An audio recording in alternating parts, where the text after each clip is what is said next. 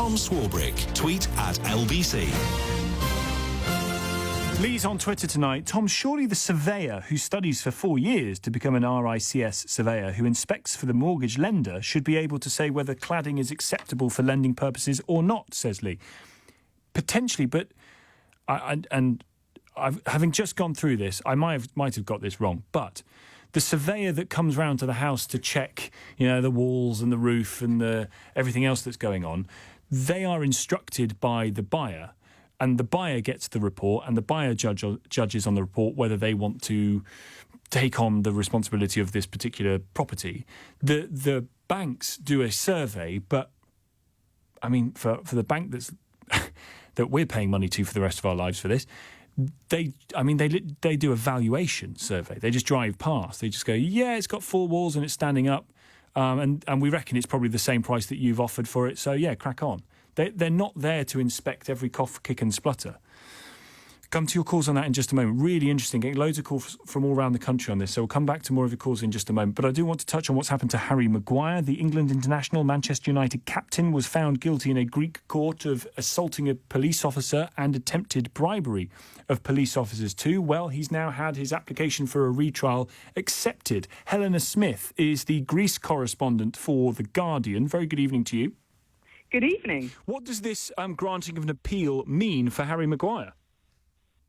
Well, the filing of an appeal by the defence team now representing Harry Maguire launches his legal battle to clear his name following this shock conviction by a Greek misdemeanours court on the island of Syros. The appeal was lodged before the Appeals Court of the Aegean in Syros, but it's going to be a long slog.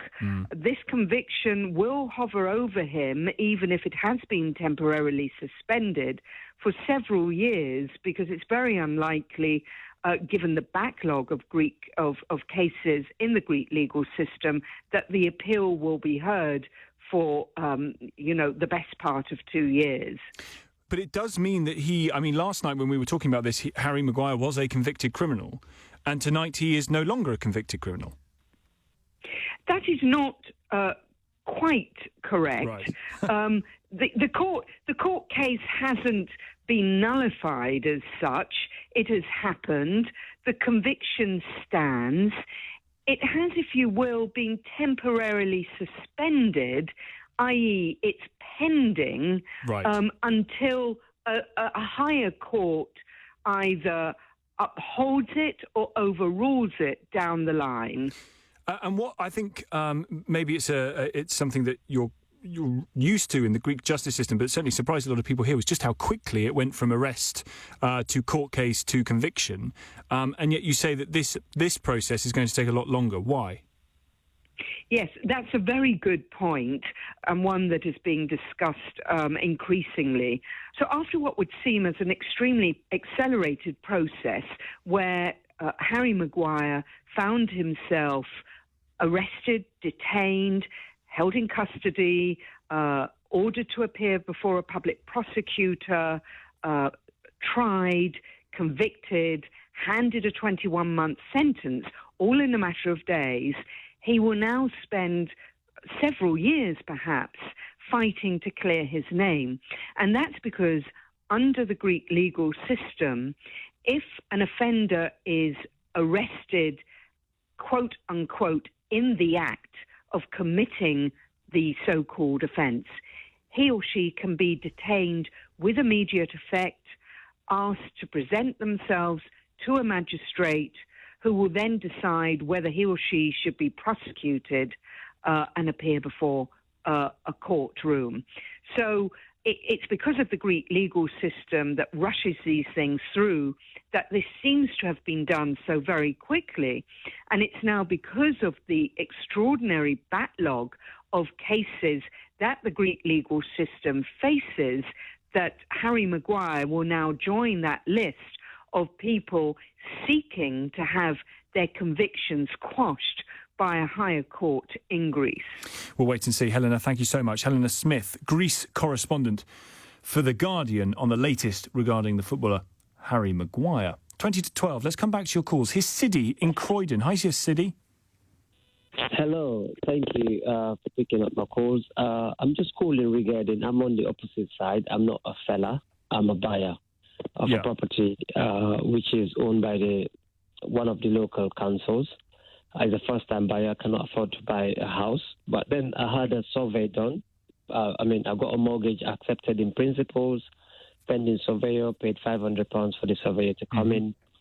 Surveyor came in, surveyed the property, and then said, I will need to provide the EWS1 form. I didn't know what was this. And then went to the seller to request it, and they basically just told me they don't have it. But they didn't say they don't have it, but they sent me information to say how they are not aware of this information. It's just something that's new. And this had happened since last December 2019. Up until now, I didn't hear anything from the local authority who's selling the place. And I've had 2 surveyors, actually. I've spent over nearly £1,000 on just surveyors just to see what they can say. But I think this is about time the government would actually intervene or ask local authorities to make sure every flat or every block is compliant. So the surveyor says, I need this form. You approach the occupant and say, do you have this form? They say no, or at least if they do, the form says this isn't safe. Is there anything? Is there anything you can do as the potential buyer to say, well, I still want to go ahead with the purchase. Let's see what we can come up with. No, the bank doesn't. The bank said they ain't going to lend me the money. They won't touch it at all. They won't touch it at all if that form is not available. Wow. Yeah, and I've spent almost £1,000 just trying to get. And you had the offer agreed in principle from the bank. The mortgage agreed. I had the offer agreed in principle. Everything. Again, there's a wider conversation needed here about the process of buying and selling homes in this country, which is a farce. How is it that you can get a mortgage offer agreed in principle only for the bank to say after they've agreed it, say actually no, we're not going to lend you any money?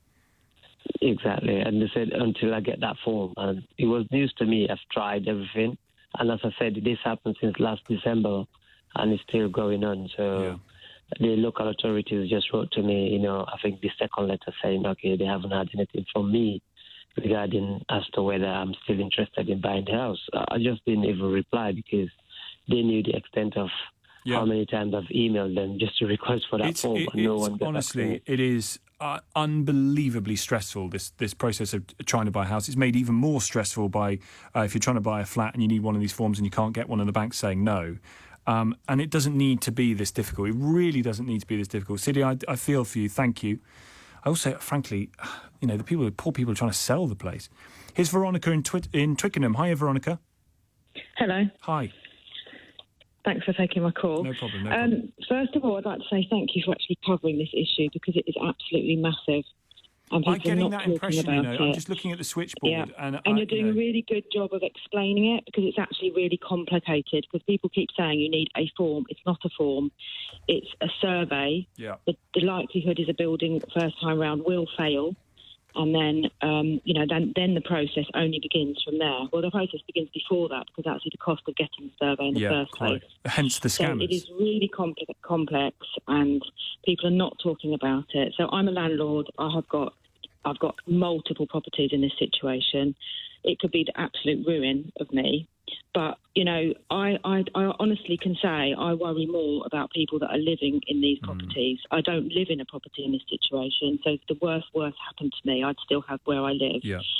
I've heard of people, they can't get the buildings insured. There's a massive building in Birmingham where they cannot get the building insured at all. So they're in, a very, very risky situation. People can't remortgage. So, your mortgage rate runs out and you have to change the rate to keep. And if you don't, your mortgage goes up. The banks are refusing to offer remortgages, so people are finding themselves they can't actually physically pay their mortgage. Oh my God. People can't move jobs. So there's cases of people get an offer of a job, a relocation, they want to move, they go to sell their property, and it's only at that point that they find out they cannot actually physically move. You've got growing families crammed in flats. Imagine you've had one child, 2 children, you're ready to move, living in a tiny property and you cannot move. It's absolutely scandalous. When we all bought these properties, all of us, in absolute good faith, with all the legal procedures that you follow to buy a property, they all passed building regulations at that time, and this is thrown at us 10, 15, 20. I've got one of my flats in this situation was built in the 1950s. And it's clearly not got cladding, but now the banks won't touch it because they just say it still needs a survey to confirm whether it's got any combustible material in the building at all, including getting onto the roof, getting a crane, removing materials from the roof. That's how rigorous they are requesting, and it's tens of thousands for some of these surveys. I just don't know how some people are going, how some of us are ever going, if the government doesn't do something, the housing department, it's an absolute scandal. And what about, so for those people who are in the flats, for those, just basically trapped in there, as you say, that I hadn't thought about it like that, actually, Veronica, but the more you describe the circumstances that people find themselves in, the more utterly heartbreaking. Yeah, and it could go on for years. And unacceptable. For some people, it's already gone on for a number of years. Yeah. But a lot of people might say, well, hang on, the onus could be on you too as the landlord. The easiest thing to do is you pay or find a way of paying to get rid of this stuff, and then there's no problem for anybody. So I'm not the freeholder, although I'm the landlord, I'm the owner, I'm a leaseholder like everybody else. Right. So within reason, obviously, but one of my properties, for example, already in the last 6 months, I've had to pay out £800 extra insurance because they're saying the building is uninsurable. So currently it's insured till October only. And I've had to pay out £800 for an architect report as a precursor to the survey. And we're actually in dispute with the people with Barratt Homes, actually, who built the building. But that's just one property. But, I've had to pay that £1,600. I'm very, very sure there are many people that can't pay that. And I certainly can't pay that over and over and over. My rent from my tenants does not cover me to keep paying that sort of money. And is there any legal recourse you have to say, well, when we bought these, it was done perfectly legally and nothing has changed in the makeup of the building, nothing has changed, and yet now they're deemed to be worthless. Is there anything that you can do retrospectively? Everyone's passing the buck.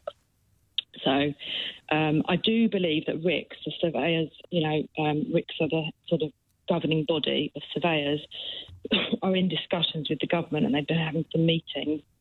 I don't believe anything's come out of that yet, but it could be a long time before something. Sorry, I'm got frog in my throat. Oh, don't worry.